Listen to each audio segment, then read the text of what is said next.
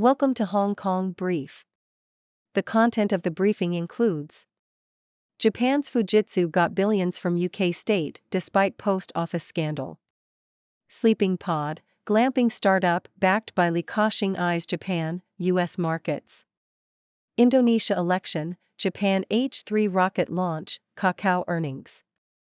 Hong Kong restaurants say plastic ban will cost too much to implement. China's Year of the Dragon banknotes, coins set to profit resellers on Taobao. Japan's Fujitsu got billions from UK state despite post office scandal. South China Morning Post.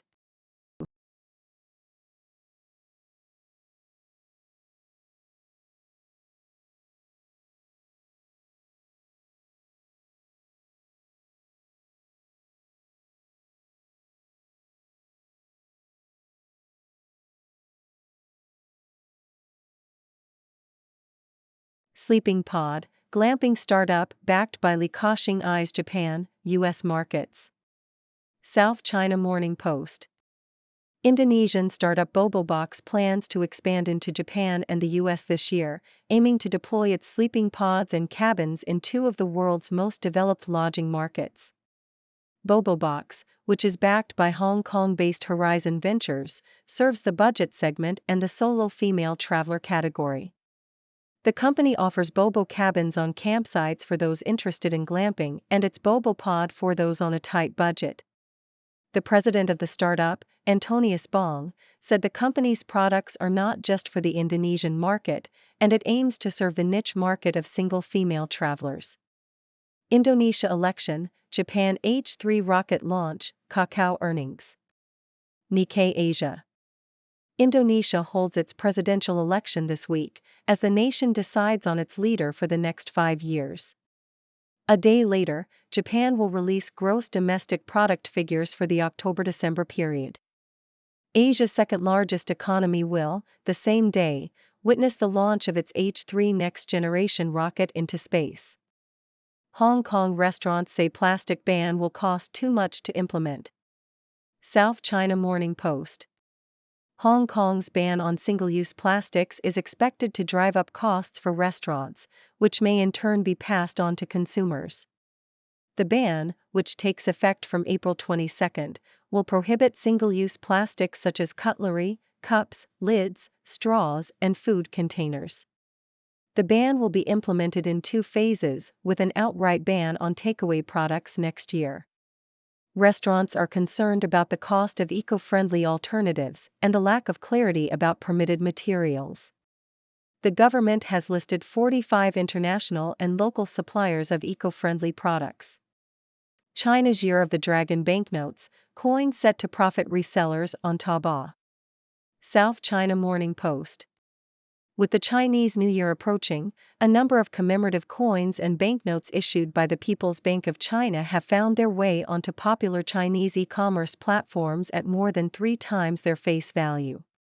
The currency, decorated with the mythological creature that symbolizes prosperity and good luck, was snapped up within 24 hours after they were released online. Collectors and those looking to make a quick profit are driving the demand for these coins and notes. The Hong Kong teens chasing football dreams at La Liga Academy in Madrid. South China Morning Post. 3 schoolboys from Hong Kong have gained places at La Liga Academy in Madrid, where they will receive elite football coaching and study at an integrated international school. J. Mark Chan, Darren Tang Hainok, and Ho Yuan impressed coaches at the Academy's Hong Kong facility.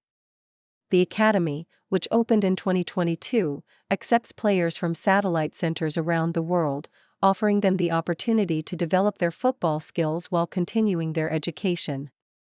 The 3 players, aged between 14 and 15, will train intensively and play matches against youth teams from La Liga clubs. Bad economy, nosy relatives, young Chinese put off by Lunar New Year. BBC. China's economic slowdown and crackdown on private enterprises are causing many young people to choose not to return home for the Chinese New Year. The festival is typically a time for family reunion, but some people are opting to avoid the trip due to concerns over unemployment, pressure to get married, and financial difficulties. China's economy has been losing steam and the post-COVID recovery has not materialized as anticipated. The real estate market has crashed and local government debts are mounting. The confidence crisis is also a concern, with investors worried that the Chinese leadership will prioritize party control over economic development.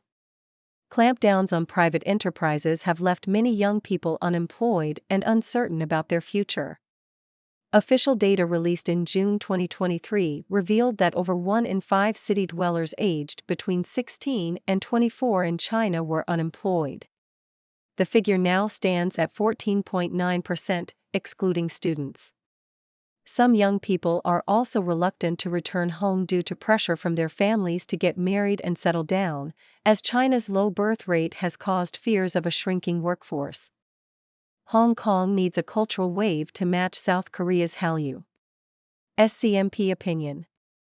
Hong Kong should focus on developing a cultural wave, similar to South Korea's Hallyu or Korean cultural wave, in order to enhance its soft power and global reputation.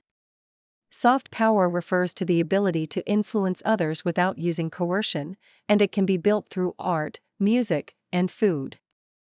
Developing a cultural wave could also support Hong Kong's efforts to navigate its challenging external environment and attract tourists from the Greater Bay Area. Hong Kong's strong homegrown authentic cultural appeal and cosmopolitan fusion make it a promising destination for cultural tourism. Asia's wealthy families invest to maintain lifestyle and stay rich. Nikkei Asia.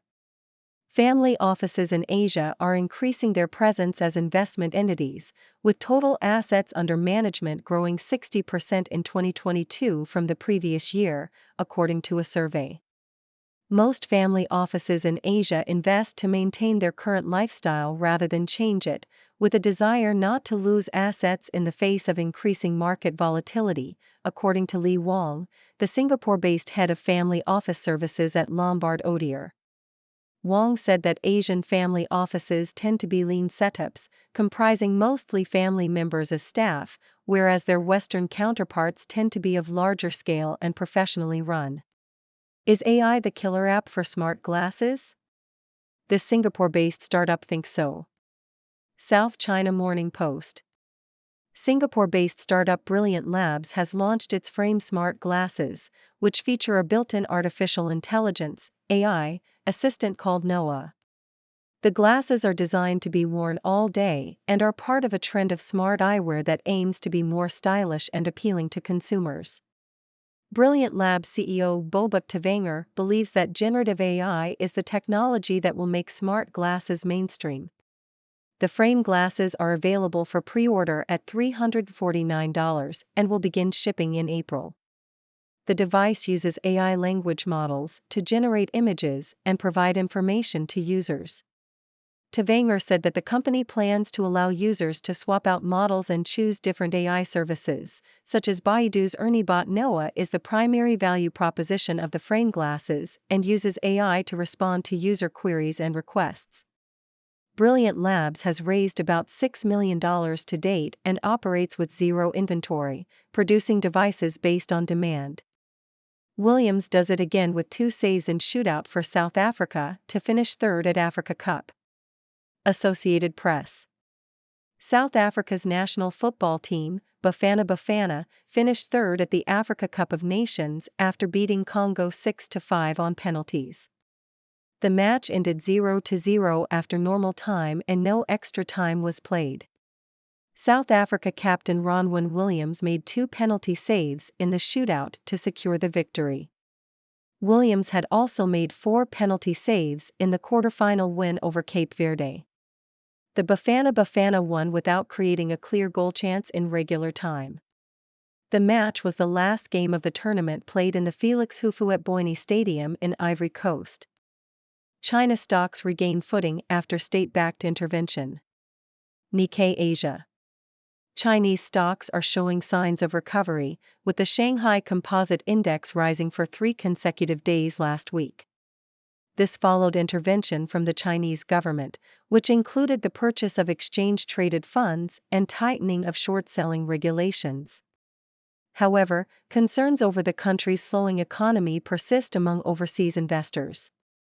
While the recent intervention has provided some support for Chinese stocks, doubts remain whether it will lead to a full recovery in the market. Foreign investors have not fully pulled out of Chinese equities, leaving the potential for further selling. Chinese sports authorities cancel matches after Messi no-show in Hong Kong. Washington Post. 2 football matches involving the Argentine national team in China have been cancelled due to the fallout from Lionel Messi's non-appearance in Sunday's friendly between Inter Milan and a local team in Hong Kong. The 36-year-old, who signed for Inter Milan last year, was supposed to play in the match, but was kept on the bench due to a hamstring injury. The Hong Kong government asked for an explanation, as Messi was contracted to play for at least 45 minutes. The cancellations have come about due to the current well-known reasons, according to the Hangzhou Sports Bureau. These 6 charts explain how the CRE debt crisis spread to banks. Bloomberg. Concerns are mounting that smaller banks may be hit hardest by the $1.2 trillion in real estate losses in the U.S.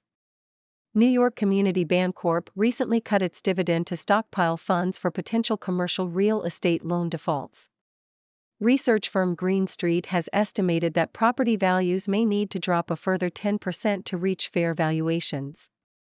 The Federal Reserve is working with community and regional banks, which are most exposed to commercial real estate lending, to help them work through expected losses. Watch: Chinese New Year celebrations start with a bang in New York. The Independent. Chinese New Year celebrations for the Year of the Dragon have begun in New York City with firecrackers and lion dances. The Lunar New Year is considered the most auspicious of the 12 zodiac signs. Hong Kong is also expecting over 1 million visitors and will hold a colorful parade to celebrate the New Year of the Dragon. The festivities were put on hold last year due to the COVID-19 pandemic. Ladies and gentlemen, I am Dr. Six, your resident observer from the 6 Degrees world, here to bring you the latest news and insights. In today's news, we have a range of stories from around Asia, covering topics such as technology, culture, sports, and finance. Let's dive right in. First up, we have the revelation that Japan's Fujitsu has received billions of pounds in contracts from the UK government, despite its involvement in the post office scandal. It seems that even scandal can't keep Fujitsu away from lucrative government contracts. Maybe they should consider rebranding as the Teflon Technology Company. Moving on to the world of startups, Indonesian company Bobobox plans to expand its sleeping pods and cabins into Japan and the US. It seems they're tapping into the growing trend of glamping and budget travel. I must say, I'm quite intrigued by the concept of a Bobopod. It sounds like something straight out of a sci-fi movie. In other news, we have updates on the upcoming Indonesia presidential election, Japan's H-3 rocket launch, and Kakao's earnings. It's always interesting to see how different countries are progressing politically, scientifically, and economically. Who knows, maybe one day we'll have a president who can launch rockets and balance the budget all at once. Next, we have the plastic ban in Hong Kong, which is expected to increase costs for restaurants. It seems that going green comes with a price tag. So, the next time you're dining out and your bill is a bit higher than usual, you can blame it on the eco-friendly cutlery and containers. But hey, at least you're saving the planet, right? Speaking of money, it seems that China's Year of the Dragon banknotes and coins are a hot commodity on e-commerce platforms.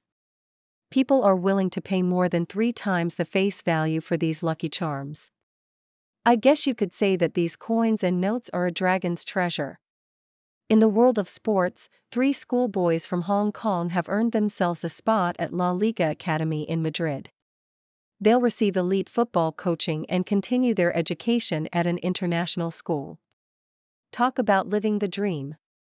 I can only imagine how excited they must be to train with some of the best football clubs in the world. On a more serious note, many young Chinese people are choosing not to return home for the Lunar New Year due to economic concerns and pressure from their families.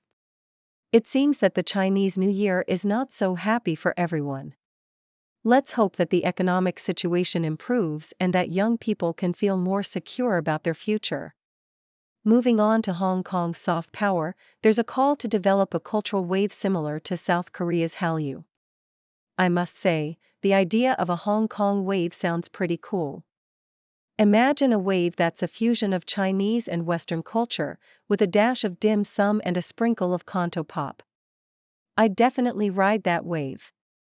In finance news, family offices in Asia are increasing their presence as investment entities. It seems that wealthy families are keen to maintain their lifestyle and preserve their assets. I must admit, if I were part of a wealthy family, I'd probably want to hang on to my assets too. Who knows, maybe one day I'll be a Dr. Six with a family office. Moving on to technology, a Singapore-based startup called Brilliant Labs has launched smart glasses with a built-in AI assistant. It's like having your own personal Jarvis. I wonder if these glasses will make me look smarter. If not, maybe they can at least help me find my keys. In sports news, South Africa's national football team has finished third at the Africa Cup of Nations.